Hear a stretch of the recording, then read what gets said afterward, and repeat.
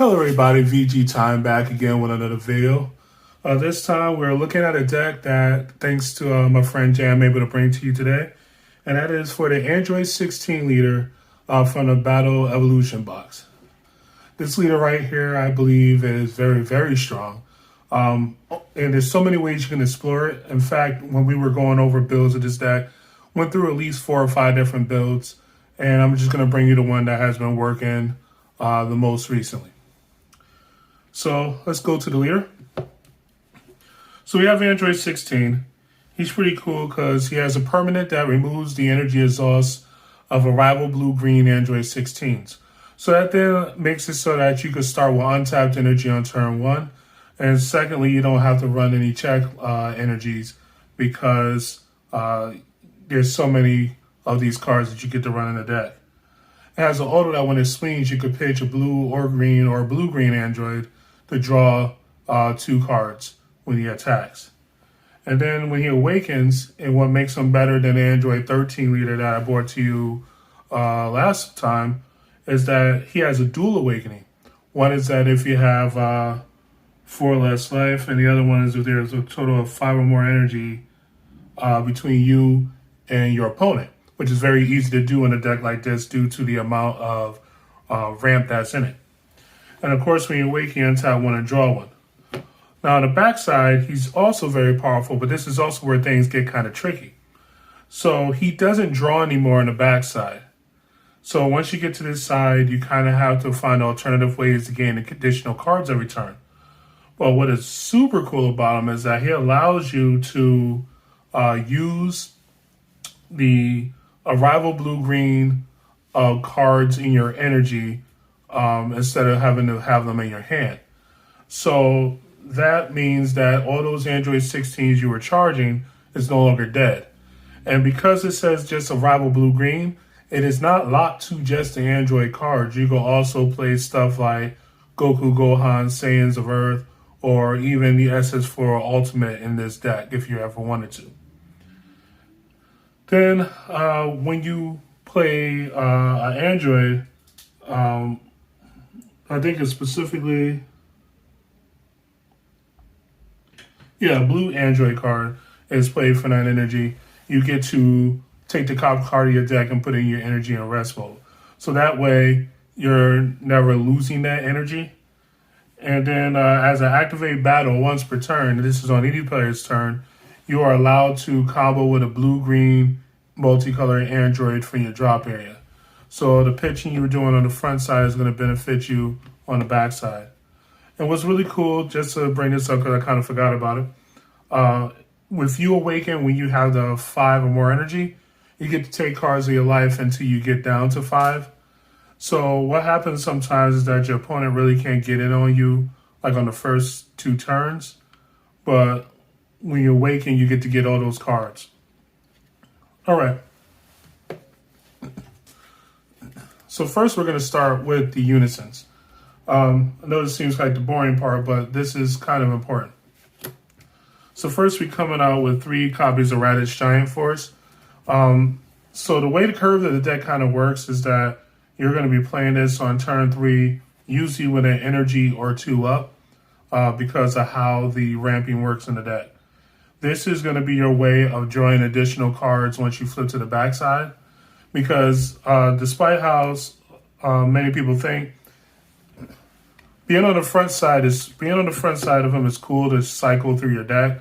But what's really important is that once you get to the backside, you're no longer using cards from your hand to make plays. You're just literally charging the energy, and then you're using cards from the drop in from your energy to make plays. So what this basically is doing is just giving you that extra draw. He also allows you to have some aggression, because when you swing with him, if you ±0, you get to restand. And then he's also removal as well as a dual blocker. So he does everything the deck kind of wants to have done. Next up, sometimes you just need to buy an entire turn, maybe even 2. That's where SS4 Son Goku Protector Earth comes into play. So it's not really played that much, but when you play him, your opponent cannot attack you with battle cards unless they take a battle card with cost 2 or greater and put it to the bottom of their deck. You could -1 to draw 2 and put a card from your hand on the bottom. But basically, what you're playing it for is that auto, and for the -2, where you get to choose all their battle cards, ignoring barrier, and return it to their hands.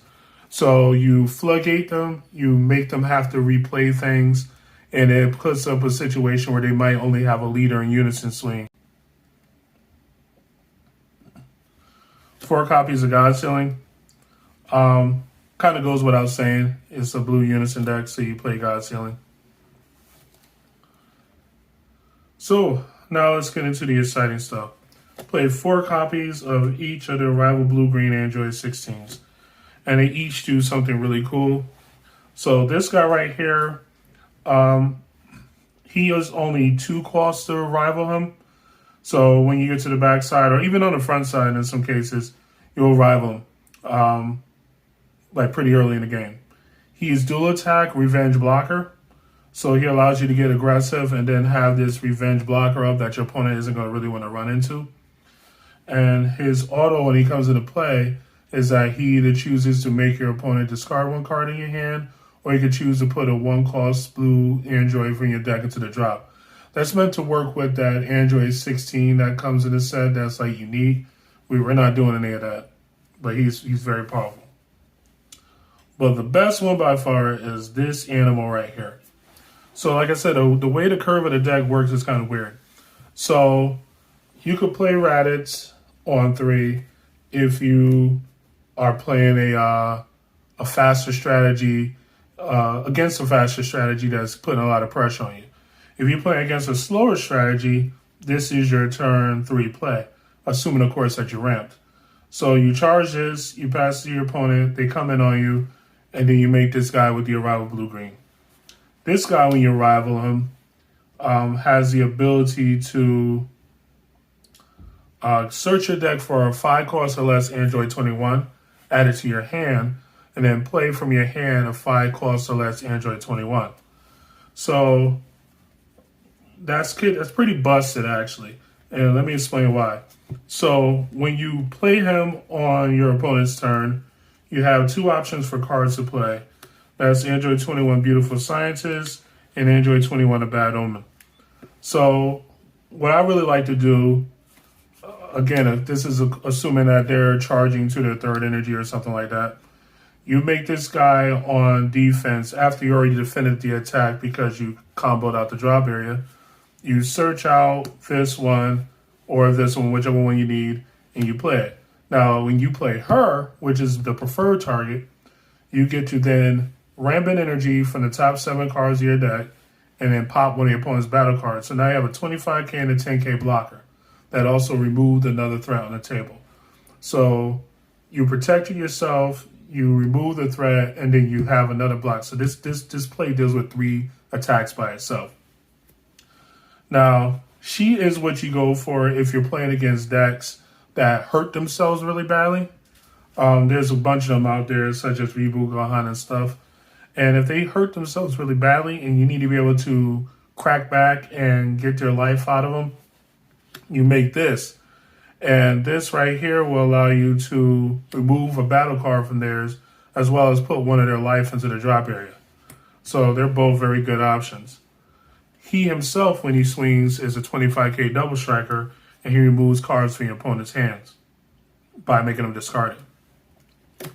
We play 4 copies of Beautiful Scientist and 2 copies of Bad Omen. I know that seems kind of weird, but Beautiful Scientist is the most important one. Bad Omen just outright wins you the game. So that's why I like her. And what happens is your opponent is basically put on the clock, and if you ever charged one of these to begin with, your opponent also knows that they could never go low. So it kind of restricts the level of play that they have. Or if they go low, they have to go all in, or else they just don't have plays. So continuing with the Android 16s, we played a Ramper.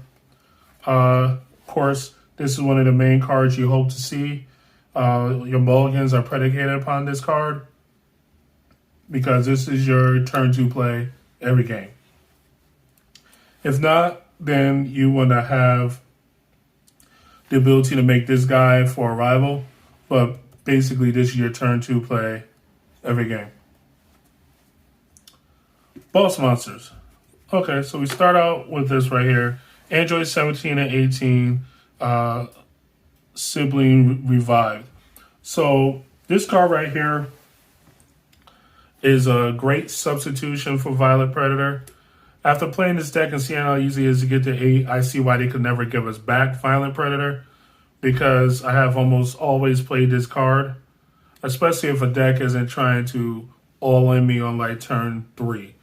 So if a deck isn't trying to all-in me on turn 3, in which case I just make this and kill him.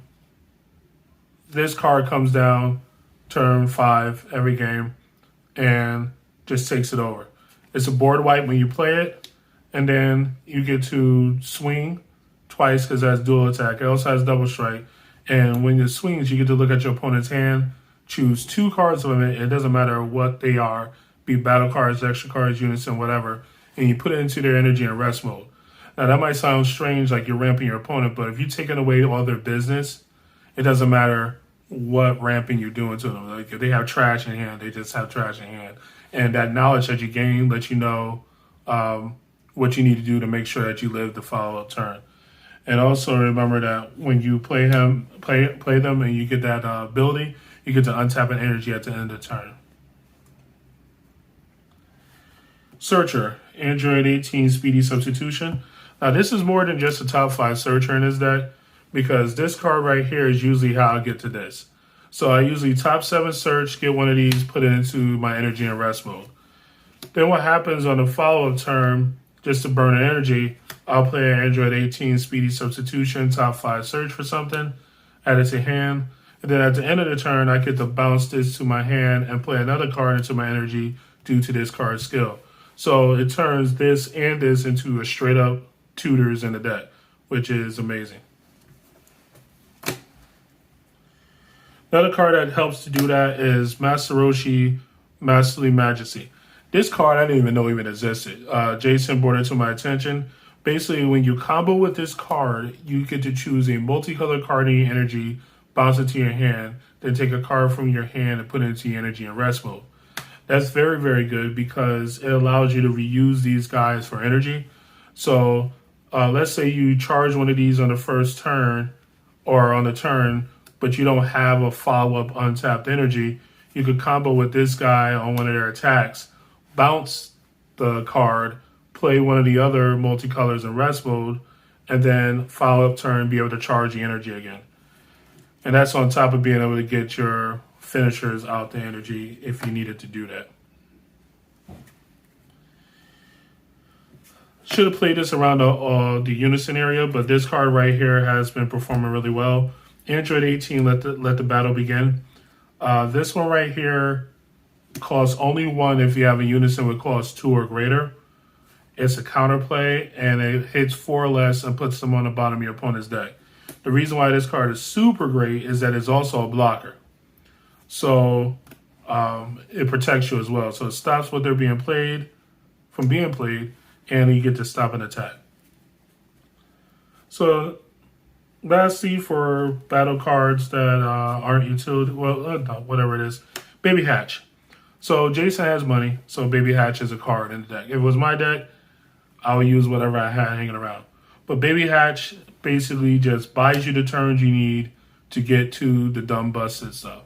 So if your opponent is trying to go in on you and they hit you and you get this Baby Hatch and they took that life, you get to Baby Hatch them and just live the rest of the turn. And then make this and kill them. Or if you're a turn away from this and they're trying to go in, you Baby Hatch them and you get to do your thing. And what's cool is that they need actually a counter. Counter playing this guy doesn't do anything because the effect still happens as part of the counter skill. So it's really cool. Super combos. 2 copies of 18, 2 copies of Zamasu. So I was playing 4 copies of Zamasu because it's just a really great card and it goes along with the theme of getting to the later turns to be able to play your bombs. But Android 18 became kind of important because, again, as I mentioned, if you don't get this guy, you need to have something to combo to be able to rival blue-green this guy. So you get to strip a card from their hand, make him strip another card from their hand, which to me is a decent trade-off to not being able to ramp the energy.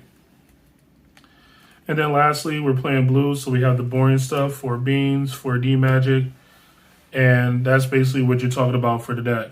So let me just lay these out. Hopefully it's all within the frame, and you guys can see it. So this is a deck entirely laid out. I can tell you for a certainty that it's very, very powerful.